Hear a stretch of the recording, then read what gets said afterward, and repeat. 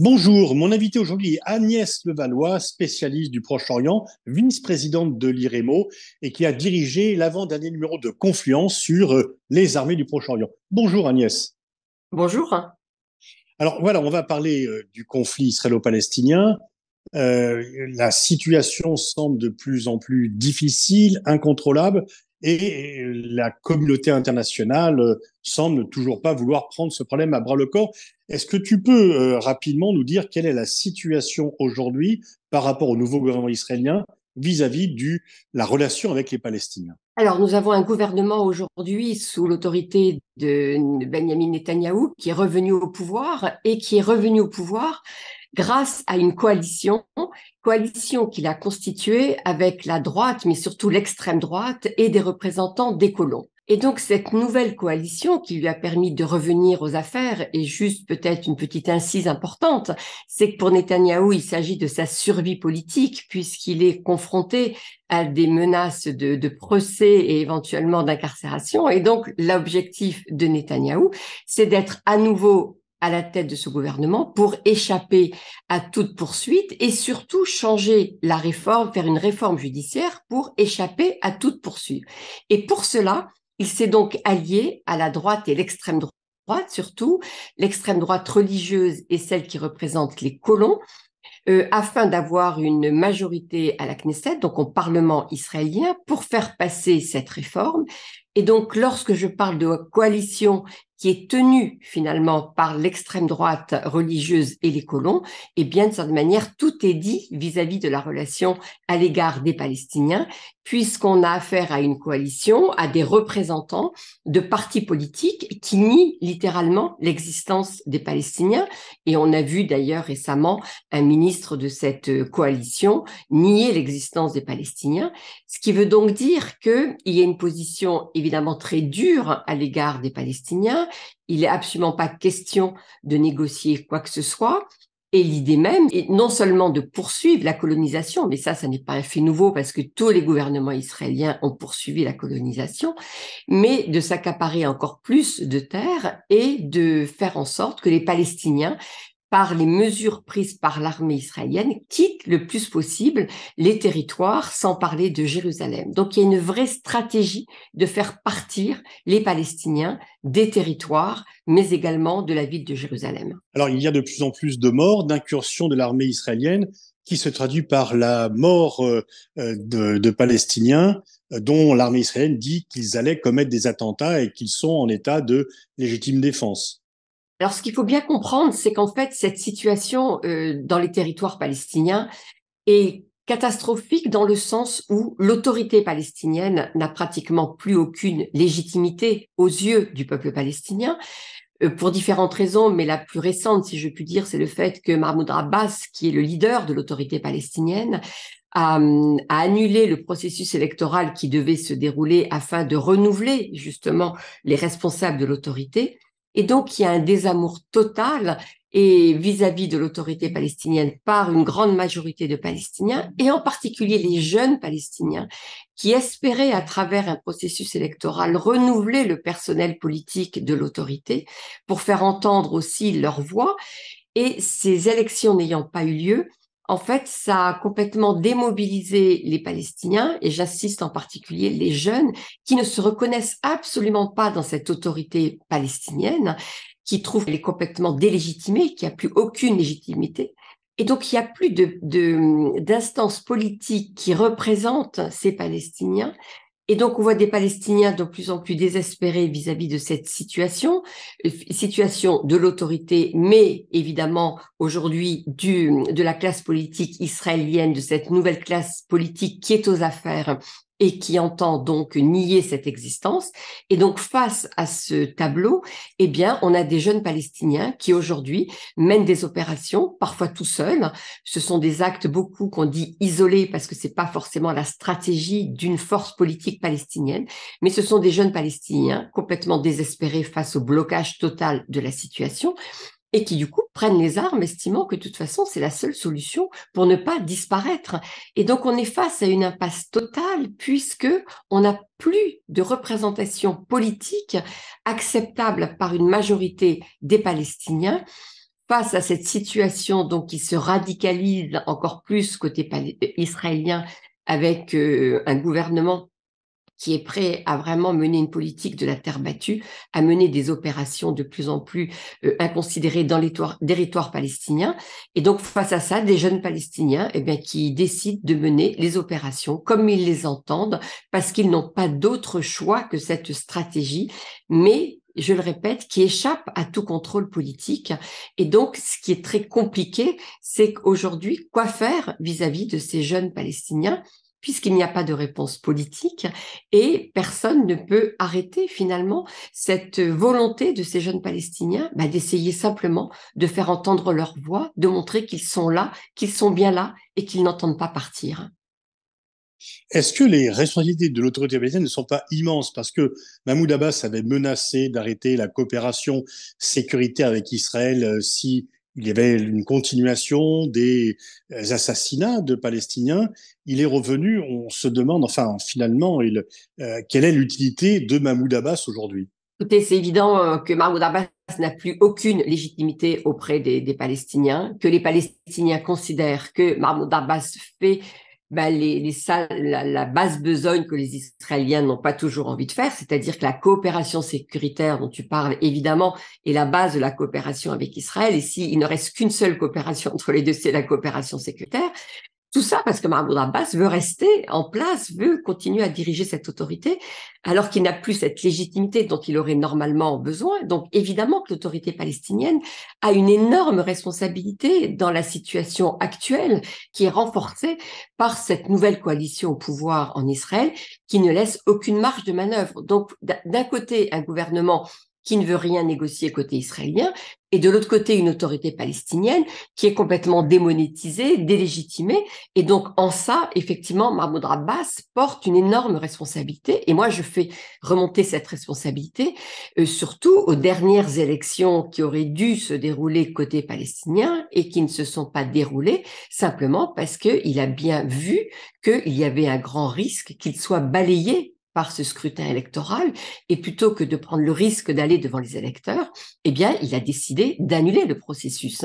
Donc, en cela, effectivement, l'autorité porte une grande responsabilité dans la situation actuelle et dans le fait que, eh bien, face à cette situation, qu'est-ce qui reste aux Palestiniens qui remettent en question cette coopération sécuritaire, estimant que c'est insensé que la seule coopération qui existe aujourd'hui avec les Israéliens, c'est cette coopération sécuritaire.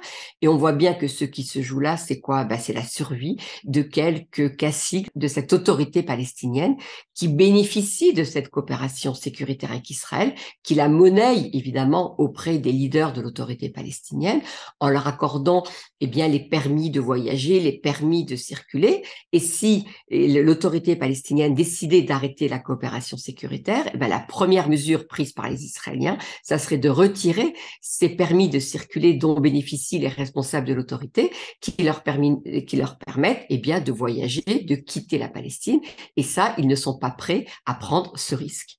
Leur liberté est donc payée, leur liberté de voyager est payée par l'enfermement des autres Palestiniens. Absolument, c'est très bien résumé, c'est exactement la situation et c'est ce qui explique de façon terrible finalement aussi l'impasse dans laquelle se trouvent les Palestiniens qui sont face à cette autorité.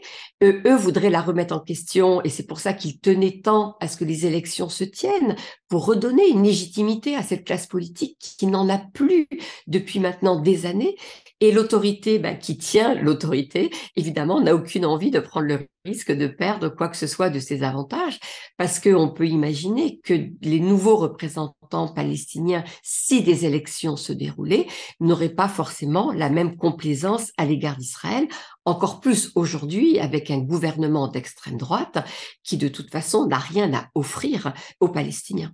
Alors en fait, la Palestine était pendant très longtemps, sans être un État, une démocratie. Les gens votaient. Il y a même eu d'ailleurs une alternance qu'on peut contester avec le Hamas. Mais enfin, il y avait des élections qui étaient libres, observées internationalement et reconnues. Et là, c'est une formidable régression. Il n'y a plus de démocratie en Palestine. Non, on a un système qui est complètement sclérosé avec quelques vieux leaders de cette autorité qui s'accrochent désespérément à leur pouvoir ou à ce semblant de pouvoir, parce que peut-on vraiment parler de pouvoir de la part de Mahmoud Abbas? Je pense que ça mérite d'être interrogé vu l'espace dont il dispose, qui est extrêmement limité et qui est complètement dépendant du bon vouloir d'Israël, qui tient complètement cette autorité par rapport justement à cette question de la coopération sécuritaire. Et on voit bien d'ailleurs, dès que la situation se tend particulièrement, Mahmoud Abbas annonce qu'il va rompre cette coopération sécuritaire, mais on sait très bien que le lendemain ou 2 jours après, de toute façon, elle reprend, parce que les moyens de pression de l'autorité, des Israéliens sur l'autorité sont tels que de toute façon, cette autorité n'a pas le courage simplement de dire, bon, ben, vraiment, on arrête. Finalement, à quoi sert l'autorité palestinienne aujourd'hui? Je crois on peut tout à fait légitimement se poser cette question. À quoi sert cette autorité pour les Palestiniens d'une façon générale? En quoi cette autorité défend-elle les intérêts des Palestiniens? Et la réaction des Palestiniens aujourd'hui qui mènent des sons isolés tels que je le décrivais tout à l'heure, eh bien la démonstration finalement, eh bien quelle est la marge de manœuvre dont ils disposent? Il n'y a plus rien. En quoi peuvent-ils croire aujourd'hui? En pas grand-chose, puisqu'on a cette autorité qui s'est complètement délégitimée et qui ne respecte plus la règle, effectivement, d'un fonctionnement qui a été pendant quand même des années un fonctionnement démocratique. Mais depuis qu'il n'y a plus d'alternance, puisqu'il n'y a plus d'organisation de scrutins électoraux, eh bien, c'est terminé. Alors en fait, quand on étudie les guerres de contre-insurrection, à chaque fois, elles ont échoué et l'occupant a dû partir. Et Israël est finalement quand même une exception par rapport à Napoléon en Espagne, par rapport aux multiples exemples que l'on a, et encore récemment, les Américains, y compris en Afghanistan, en Irak.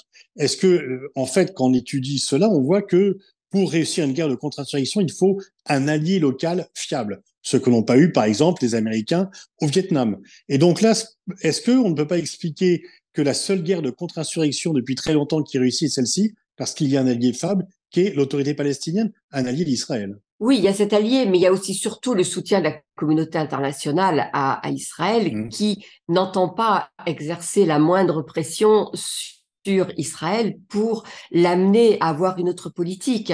Donc, il me semble que effectivement, la complaisance de l'autorité palestinienne sur les questions sécuritaires avec Israël, évidemment, fait le jeu d'Israël, mais je crois que l'élément quand même déterminant dans cette stratégie menée par Israël et du coup, dans la situation actuelle, c'est quand même ce soutien qui est un soutien indéfectible, non seulement de la part des Américains vis-à-vis d'Israël, mais aussi de beaucoup d'autres pays, dont beaucoup d'Européens, qui ne prennent pas les mesures nécessaires pour dire à Israël, eh bien là, il y a quand même des choses qui ne sont pas acceptables dans la gestion de la relation avec les Palestiniens.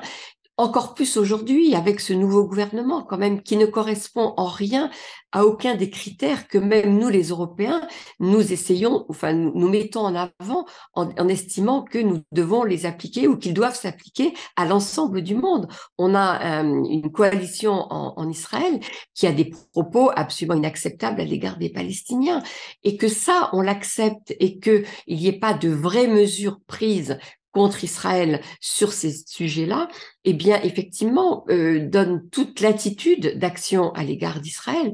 Donc oui, l'autorité palestinienne a une responsabilité importante, mais pour moi, la responsabilité de la communauté internationale qui soutient Israël est au moins aussi importante parce que c'est vraiment les États-Unis en particulier, mais les Européens également, et je pense qu'il y a vraiment là un élément très important, qui doivent dire des choses à Israël qui ne sont du comportement qui n'est pas acceptable de la part d'un pays qui en plus n'arrête pas de se présenter comme une démocratie, comme la seule démocratie du Moyen-Orient. Peut-on encore parler de démocratie lorsque l'on parle d'Israël dans son comportement à l'égard des Palestiniens et de cette colonisation qui n'a de cesse de se poursuivre? Les Israéliens protestent, il y a des manifestations très gigantesques pour protester contre les projets du gouvernement, mais est-ce que cette contestation prend en compte la dimension palestinienne et finalement ce glissement à droite de la société israélienne n'est-elle pas quelque part aussi le fruit de l'occupation? Oui, je pense absolument que ce glissement est le fruit de l'occupation.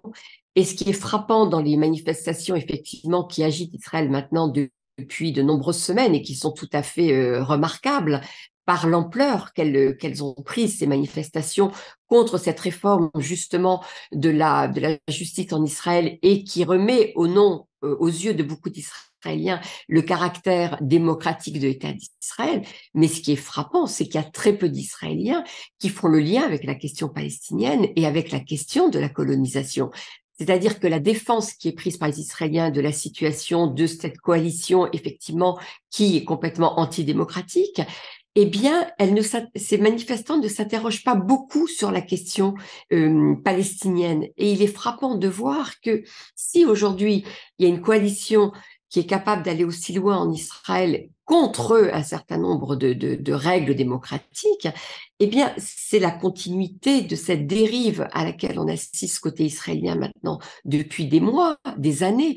Le fait que cette coalition soit arrivée au pouvoir, c'est pas un hasard, c'est pas un accident d'histoire, c'est un glissement politique de la part d'Israël maintenant depuis des années qui conduit à cela, mais qui est aussi le fruit effectivement de cette situation d'Israël à l'égard des Palestiniens qui entérine cet État colonial. Et un État colonial ne peut pas être un État démocratique puisqu'il nie l'existence d'un autre peuple qui habite sur une terre qui est revendiquée par la puissance coloniale. Donc ce mouvement est très intéressant et très important. Mais il faut absolument que ce mouvement, pour qu'il défende cette démocratie israélienne à laquelle la majorité de la société israélienne est attachée, il faudrait aussi que ce mouvement regarde du côté et s'interroge sur ce qui se passe côté palestinien et de ce que ça veut dire de la société israélienne vis-à-vis de cette question. Il me semble que les Israéliens, ces dernières années, ont essayé vraiment de se désintéresser, de se détourner, comme si cette question palestinienne qui revenait de façon cyclique était tellement gênante parce que personne n'arrivait à mettre en place une stratégie pour tenter de la régler. Et bien derrière ce mur qui a été construit, il y a eu cette volonté finalement de ne plus voir ce qui se passe. Et d'une certaine manière, les Israéliens sont rattrapés aujourd'hui en interne par les mesures que cette nouvelle coalition veut prendre à l'égard du système judiciaire, mais qui fait réapparaître aussi justement que cette question palestinienne, même si elle a été mise de côté par les Israéliens, elle est là et elle abîme cette démocratie israélienne. Le fait qu'il n'y ait pas de reconnaissance de ce fait palestinien, qu'il n'y ait pas de volonté politique de la régler, je dirais, abîme cette démocratie. Parce que comment Israël, même si Israël jusqu'à l'arrivée de cette coalition, avait un fonctionnement évidemment démocratique qu'on ne peut pas remettre en question, mais cette démocratie était quand même abîmée, c'est le seul terme que j'ai trouvé, par cette incapacité à vouloir régler la question palestinienne et sortir de cette question coloniale qui ne peut pas marcher vraiment de concert avec un système véritablement démocratique. Alors, tu faisais référence à l'attitude de la soi-disant communauté internationale, les pays arabes, les pays européens, y compris la France, qui est nettement moins active qu'elle ne le fut dans le passé sur ce dossier. Bien sûr, les États-Unis, qui, lorsqu'ils sont actifs, sont toujours d'un seul côté.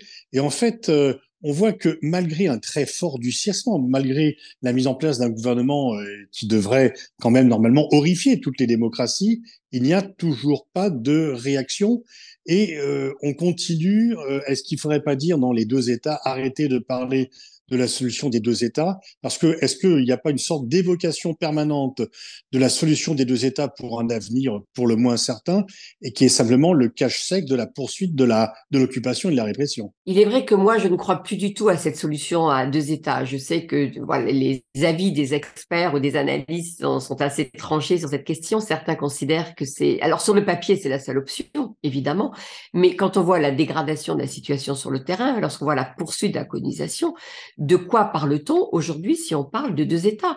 Quel pourrait être un État palestinien sur un territoire qui ressemble à un énorme gruyère, avec des trous partout, ces trous étant des colonies, avec les routes de contournement qui sont réservées aux Israéliens et que les Palestiniens ne peuvent pas prendre, et qui réduit d'autant la superficie de ce que pourrait être un État palestinien. Donc, évidemment, le propos de la communauté internationale, ou pseudo-communauté internationale, c'est de passer son temps à dire qu'il faut arriver à cette solution à deux États. Mais effectivement, je ne vois pas sur quelle base aujourd'hui cette solution à deux États pourrait être valide, puisqu'on n'a plus de territoire, si je puis dire, qui permettrait justement l'établissement de ces deux États. Donc, il y a une lâcheté, je trouve, considérable de la part de la communauté internationale.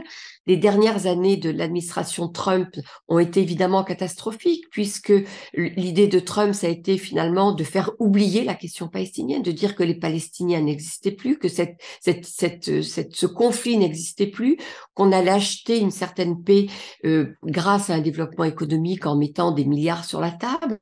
Donc, il y a eu une espèce de leurre auquel beaucoup ont voulu se raccrocher parce que ça permettait de faire l'économie d'un règlement et donc l'économie d'une vraie réflexion sur comment on peut encore continuer à essayer de trouver une issue politique à ce conflit.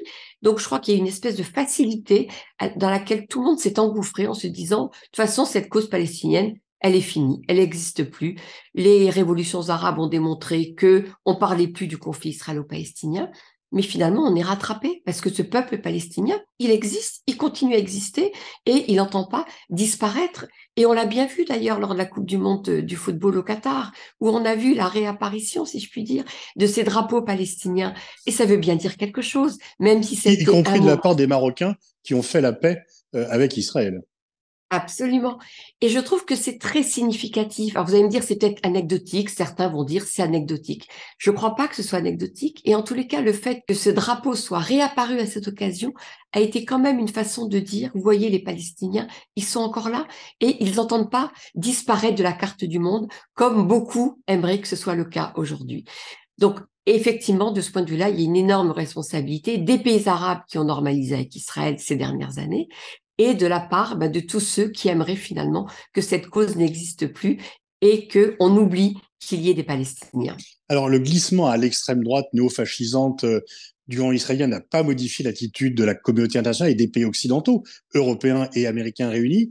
Et est-ce que la guerre en Ukraine pourrait amener un changement, puisque d'un côté, on est intraitable avec la Russie qui a annexé par la force la Crimée et par la guerre des territoires dans le Donbass, mais on ne produit pas le même raisonnement par rapport à l'annexion, par exemple, de Jérusalem-Est, qui ne suscite que des protestations verbales et pas les mêmes réactions que par rapport au dossier russo-ukrainien.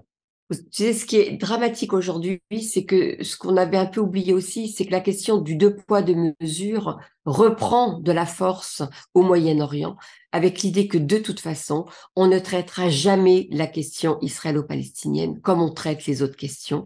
Et le cas de l'Ukraine est évidemment mis en avant par tout un tas dans les sociétés arabes qui estiment que la communauté internationale démontre une fois de plus que lorsqu'il s'agit de dénoncer des occupations, des annexions, elle se mobilise. Mais le seul cas dans lequel elle ne fait absolument rien, c'est le cas du conflit israélo-palestinien. Et on n'en sort pas, on est toujours dans cette même logique. Et c'est vrai que ça a un côté très inquiétant parce que on avait beaucoup parlé de ce deux poids, deux mesures lors de l'invasion du Koweït par les Irakiens. Et aujourd'hui, c'est un propos, quand on va dans le monde arabe, qu'on entend énormément. Et donc, avec un sentiment aussi un peu désabusé de la part des sociétés qui se disent, mais une fois de plus, on redit encore les mêmes choses, deux poids, deux mesures. La communauté internationale ne veut rien faire contre Israël, même aujourd'hui avec un gouvernement qui est tellement à droite, à l'extrême droite, que la communauté internationale pourrait réagir, vu les propos terribles qui sont tenus par certains des ministres qui sont aujourd'hui au gouvernement. Et même avec ça, pour l'instant, il ne se passe rien. Donc, je crois que c'est terrible et que, évidemment, que ça aussi, ça va laisser des traces au sein des sociétés. Et là, je fais bien la différence entre les pouvoirs et les sociétés, parce que les pouvoirs, eux, s'accommodent d'un certain nombre de choses, on le sait, mais les sociétés, elles, sont vraiment très, très choquées par ce qui se passe. Dernière question, Agnès, à l'issue de cet entretien passionnant dont je te remercie. Emmanuel Macron s'est défini comme gaulo-mitterrandiste, mais sur ce dossier-là, il n'a pas tout à fait l'attitude de ses deux prédécesseurs. Non, pas du tout. On a une France qui, sur cette question-là, incarnée par le président Macron, qui est quand même, moi j'étais très frappée par l'accueil réservé à Netanyahou après la mise en place de cette coalition de droite et d'extrême droite, où on n'a pas entendu beaucoup de critiques, et autant Netanyahou n'a pas été reçu encore à la Maison Blanche par Biden, eh bien Netanyahou a été reçu à bras ouverts à l'Élysée. Alors l'idée c'est de dire qu'il faut toujours parler avec tout le monde et que c'est quand même un peu la spécificité de notre président. Mais effectivement, aujourd'hui, on a des propos, la France a des propos quand même très discrets pour le moins à l'égard de cette question, et on voit qu'il n'y a plus vraiment d'engagement de la France sur les principes qui ont constitué la politique française vis-à-vis de cette question, à savoir l'établissement de deux États, un État palestinien aux côtés d'un État israélien. Et aujourd'hui, dans les propos des diplomates, même si cela continue à dire que évidemment c'est la base de toute réflexion, de toute analyse et de toute volonté politique, dans les faits, eh bien, on en est très loin. Merci Agnès Levallois, donc vice-présidente de l'IREMO. Je renvoie au site de l'IREMO où il y a de nombreuses conférences, de nombreux écrits. Merci pour cet entretien. Merci à toi, Pascal.